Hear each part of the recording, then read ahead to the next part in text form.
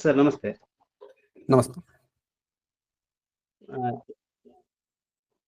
ಇವಾಗ ಟ್ಯಾಕ್ಸೇಷನ್ ಅಲ್ಲಿ ಸ್ವಲ್ಪ ಚೇಂಜಸ್ ಆಗಿದೆ GST ಸ್ಲ್ಯಾಬ್ಗಳಲ್ಲಿ. ಅದು ಶೇರ್ ಮಾರ್ಕೆಟ್ಗೆ ಯಾವ ರೀತಿ ಪರಿಣಾಮ ಬೀರ್ಬೋದು ಅಂತ? ತುಂಬಾ ಒಳ್ಳೆ ಪ್ರಶ್ನೆ ಕೇಳಿದ್ರಿ. ಈಗ ಬಿಸಿ ಬಿಸಿ ವಿಷಯ ಬೇರೆ ನೋಡಿ. ಸಾಮಾನ್ಯವಾಗಿ ಈ ತರ ಟ್ಯಾಕ್ಸ್ ಕಟ್ ಎಲ್ಲ ಮಾಡಿದಾಗ ಜನರ ಭಾವ ತುಂಬಾ ಪಾಸಿಟಿವ್ ಆಗುತ್ತೆ. ಮಾರ್ಕೆಟ್ ಅಲ್ಲಿ ಬುಲ್ಲಿಶ್ ವ್ಯೂ ಬರುತ್ತೆ. ಯಾಕಂದ್ರೆ ಸಹಜ ಇದು, ಜನರಿಗೆ ದುಡ್ಡು ಉಳಿಯುತ್ತೆ, ದುಡ್ಡು ಉಳಿದ ಮೇಲೆ ಹೂಡಿಕೆ ಮಾಡ್ತಾರೆ, ಮಾರ್ಕೆಟ್ ಮೇಲೆ ಹೋಗುತ್ತೆ, ಸಹಜತೆ ಅದು. ಆದ್ರೆ ನಾವು ಇಷ್ಟನ್ನು ಮಾತ್ರ ವಿಚಾರ ಮಾಡೋದಲ್ಲ. ಯಾಕಂದ್ರೆ ಈಗ ಟ್ಯಾಕ್ಸ್ ಕಟ್ ಮಾಡಿದ್ರೆ ಈಗ GST ಎಷ್ಟೋ ಎಲ್ಲ 28% ಇಂದ 18%ಗೆಲ್ಲ ಬಂದಿದೆ.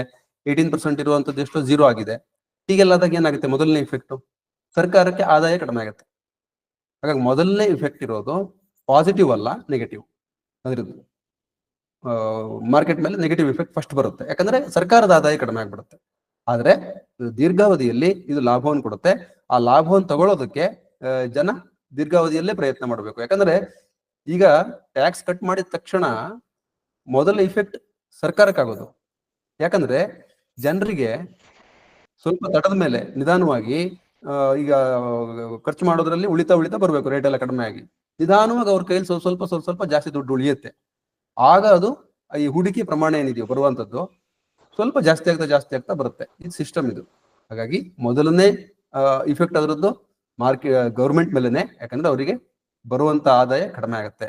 ಇಲ್ಲೇ ಕರ್ನಾಟಕ ಸರ್ಕಾರ ಹೇಳ್ತಾ ಇರೋದು ನಾವು ಗಮನಿಸಿದ್ವಿ, ಎಷ್ಟೋ 15,000 crores ಏನೋ ಕಡಿಮೆ ಆಗುತ್ತೆ ನಮಗೆ ಆದಾಯ ಅಂತ. ಇದೇ ತರ ಸಹಜ, ಅದು ಕಟ್ ಮಾಡಿದಾಗ ಟ್ಯಾಕ್ಸ್ ಅನ್ನ ಅವರಿಗೆ ಆದಾಯ ಕಡಿಮೆ ಆಗುತ್ತೆ. Okay, thank you.